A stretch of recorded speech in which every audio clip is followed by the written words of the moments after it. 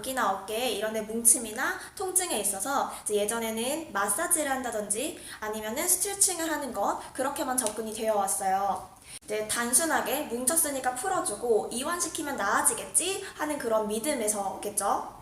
아직까지도 그러한 경향이 조금 남아있는 것 같아서 상부승모근 이쪽에 있는 근육을 이완이나 마사지, 스트레칭 뿐만 아니라 강화가 꼭 필요하다라는 말씀을 드리려고 오늘 영상을 찍게 되었습니다. 아직까지도 많은 분들이 이제 어깨가 아프다라고 생각을 하면 어깨가 올라가 있고, 그리고 어깨가 올라가 있는 거는 상부 승모근이나 견갑거근 이쪽에 있는 근육들이 과하게 활성화되거나 뭉쳐서 짧아졌거나 해서라고 생각을 하세요. 그런데 잘 생각해 보시면 물론 여기가 짧아져 있고 앞으로 이렇게 굽으신 분들도 계시겠지만 어깨 모든 통증이 거기서 일어나는 것이 아니라 오히려 어깨가 이렇게 내려가 있고, 그리고 날개뼈 자체가 아래로 이렇게 하강되어 있어서 오히려 길어져 있어서, 그리고 얘가 늘어나 있어서 아픈 경우가 굉장히 많아요. 사실 상부승모근 입장에서 조금 억울한 거죠. 맨날 타이트하고 짧아져 있어서 얘 때문에 통증을 일으킨다고 막 비난을 받고 있는데 사실은 그게 전부가 아니라는 거예요. 상부승모근은 이제 보통 과긴장성 근육이고 긴장을 과하게 하고 어깨를 이렇게 올라가는 근육으로 많이들 알고 계세요. 그래서 어깨를 막 주무르고 강하게 마사지를 하고 이렇게 하셨겠죠. 근데 아마 경험을 하셨을 텐데 그렇게 하셔서 나아지셨었나요? 나아지셨다고 하더라도 그게 굉장히 짧은 기간이었을 거예요. 정말 하루 아니면 몇 시간 이 정도 단기간의 통증이 사라지는 정도였을 거예요. 그 이유에 대해서 혹시 생각을 해보신 적이 있으실까요? 사실 상부승모근 같은 경우는 우리 일상생활에서 뭔가 강하게 운동을 시키고 그리고 파워가 필요한 그런 근육이 아니에요. 그러니까 제가 말한 일상생활이라는 거는 내가 학교에 가고 직장에 가고 가방을 메고 들고 하는 그런 것들, 장 보고 이런 것들을 하실 때 얘가 엄청난 파워로 일을 해야 되는 근육이 아니라는 거예요. 간단하게 바꿔 말해서 안정화를 시키는 근육이라고 말씀을 드릴게요. 안정화 근육, 큰 힘을 내고 큰 파워와 스피드를 요구하는 근육이 아니라 내가 어깨와 팔을 잘 움직이기 위해서 안정화를 시켜줘야 되는 근육이라는 거예요.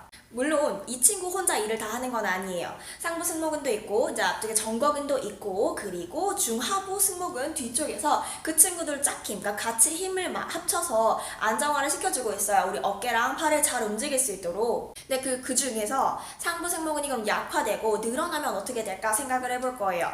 얘가 약화되고 늘어나게 되면 친구가 이제 하방회전을 하게 만들 거예요. 견갑골이 이렇게 아래로 떨어지게 만들게 될 거예요. 그렇게 되면은 내가 어깨를 움직일 때 이 앞쪽에서 소리가 나거나 통증을 느끼는 어깨 찝힘을 경험할 가능성이 굉장히 커지게 됩니다.